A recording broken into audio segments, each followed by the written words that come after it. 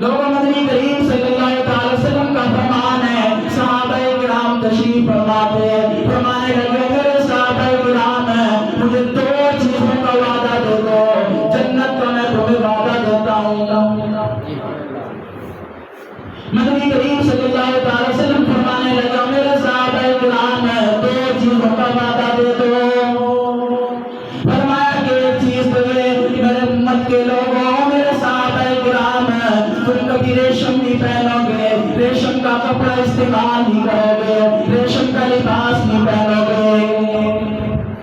دوسری چیز فرمائی، اور میری امت کے لوگوں خیال کرنا، میری امت کا مرد سونا استعمال نہیں کرے گا، سونے کی مالا نہیں پہنے گا، سونے کی انگوٹھی نہیں پہنے گا۔ فرمایا کہ کل قیامت کے دن میں جنت کا وعدہ کرتا ہوں۔ حضرت کریم صلی اللہ علیہ وسلم تشریف فرمائے، صحابہ کرام بھی تشریف فرمائے۔ ایک نوجوان آیا، اس کے ہاتھ کے اندر انگلی کے اندر سونے کی انگوٹھی پہنی تھی، آگے سلام کیا، نبی کریم صلی اللہ علیہ وسلم نے سلام کا جواب بھی دیا، ساتھ والے سے پوچھا کیا بات ہے، سلام کا جواب کیوں نہیں دیا؟ وہ کہنے لگا بڑے آدمی ہے نوجوان، کیسے سلام کا جواب دے دیں، تو نے ہاتھ کے اندر آگ پہنی ہے، سونے کی انگوٹھی پہنی ہے، کیسے جواب دے دیں؟ اس نوجوان نے اس انگوٹھی کو اتار کے فوری زمین پہ پھینک دیا اور عرض کرنے لگا یا رسول اللہ مجھے معاف کر دیجئے۔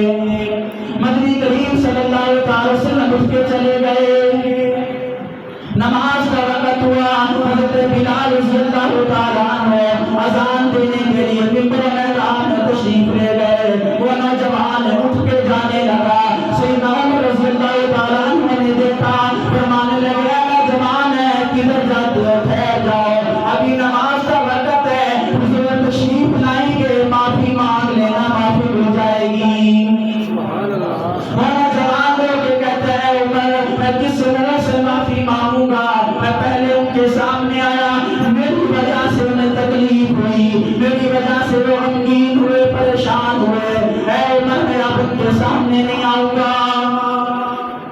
حضرت عمر فرماتے ہیں، اس انگوٹھی کی طرف اشارہ کر کے فرماتے ہیں، اے نوجوان اس انگوٹھی کو تو اٹھا لے، تجھے منع کیا، تیرے گھر والوں کو تو منع نہیں کیا، جا کے بہن بیٹی کو پہنا دینا، اپنی ماں کو پہنا دینا۔